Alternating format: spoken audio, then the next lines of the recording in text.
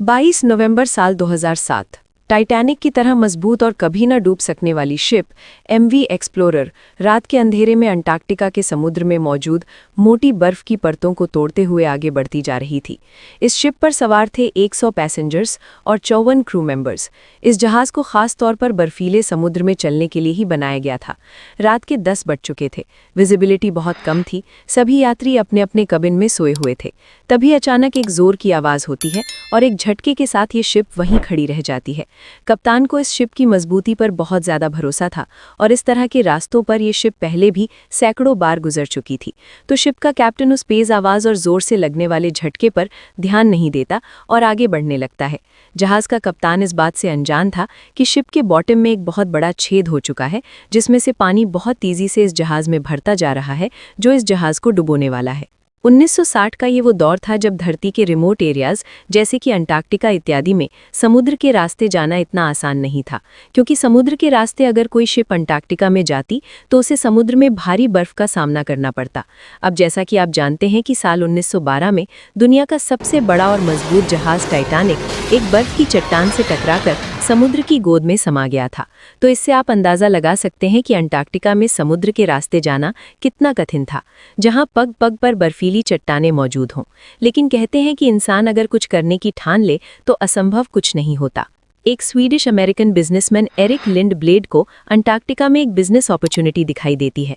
बहुत से लोग अंटार्कटिका को देखना चाहते थे, तो एरिक ने सोचा कि क्यों ना एक ऐसी शिप बनाई जाए जिसका अंटार्कटिका की मोटी बर्फ भी कुछ न बिगाड़ सके, और जो लोग अंटार्कटिका में घूमना चाहते हैं वो उन्हें अंटार्कटिका में पहुंचाए और मोटी कमाई करे।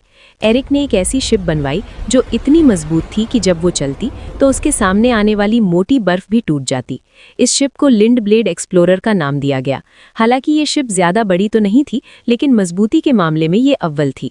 नॉर्मली अगर कोई शिप बर्फीले समुद्र में जाए तो उसके सामने एक आइस ब्रेकर लगाया जाता है जो बर्फ से शिप को बचाए रखता है, लेकिन लिंडब्लेड एक्सप्लोरर एक ऐसी शिप थी जिसमें आइस ब्रेकर की ज़रूरत ही नहीं थी। इसके आगे के हिस्से को कुछ इस तरह से डिज़ाइन किया गया था कि जब ये शिप आगे बढ़ती तो इसके वजन से ही बर्फ टूटने लगती, लेकिन फिर भी सुरक्षा के नज़रिए से इस जहाज़ में डबल हल्की लेयर्स लगाई गई थी। दरअसल शिप के इस बाहरी आवरण को हल बोला जाता है। लिंडब्लेड एक्सप्लोरर में इस हल को मजबूती देने के लिए 2 लेयर्स में बनाया गया था। इसका फायदा ये था कि किसी बर्फीली चट्टान से टकराते समय अगर बाहरी लेयर डैमेज हो जाए तो ऐसी सिचुएशन में भीतरी लेयर शिप को डूबने से बचा ले। जिस मकसद के लिए इस शिप को बनाया गया था उसमें ये खदी उतरी। देखते ही देखते ये शिप दुनिया भर में फेमस होती गई। दूर दूर से लोग इस शिप के द्वारा अंटार्कटिका का सफर करने लगे। लोगों का इस जहाज पर विश्वास बढ़ता जा रहा था। लोग ये मानने लगे कि ये शिप समुद्री रास्तों के द्वारा धरती के किसी भी कोने में जा सकती है। ये शिप इतनी भरोसेमंद थी कि इसने कई बार अंटार्कटिका में फंसी दूसरी शिप्स को भी रेस्क्यू किया था।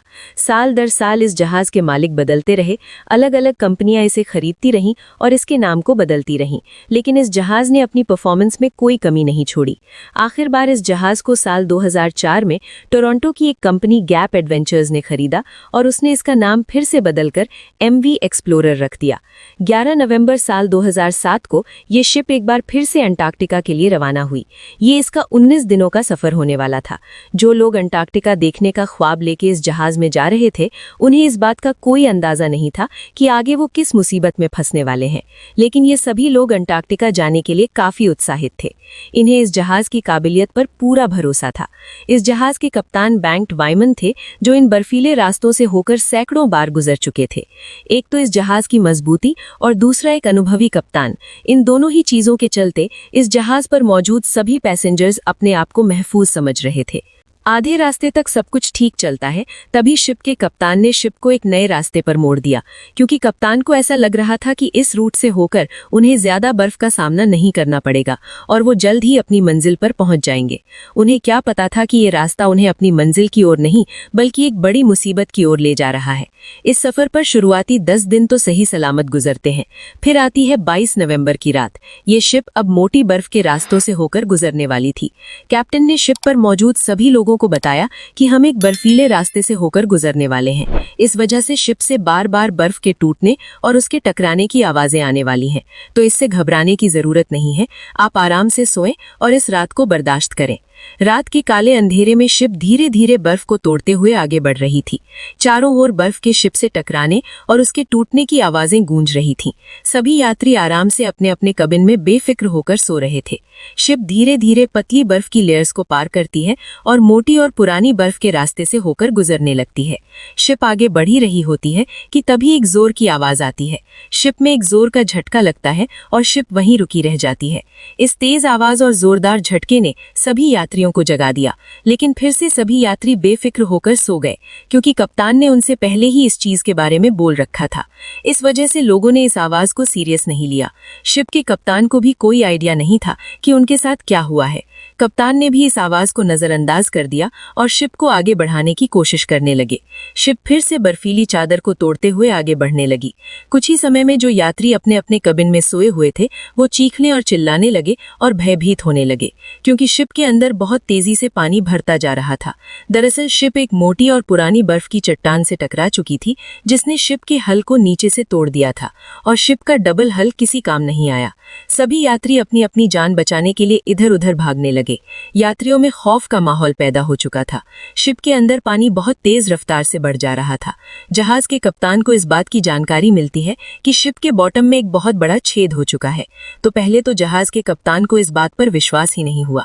कप्तान को लगा कि कोई छोटा मोटा छेद हुआ होगा जिस पर काबू पाया जा सकता है, और कप्तान ने नुकसान का जायजा लिया। शिप के अंदर पानी इतनी तेज रफ्तार से बढ़ता जा रहा था कि इसे देख कप्तान की आंखें फटी की फटी रह गईं। कप्तान को समझ आ चुका था कि ये जहाज अब डूब जाएगा।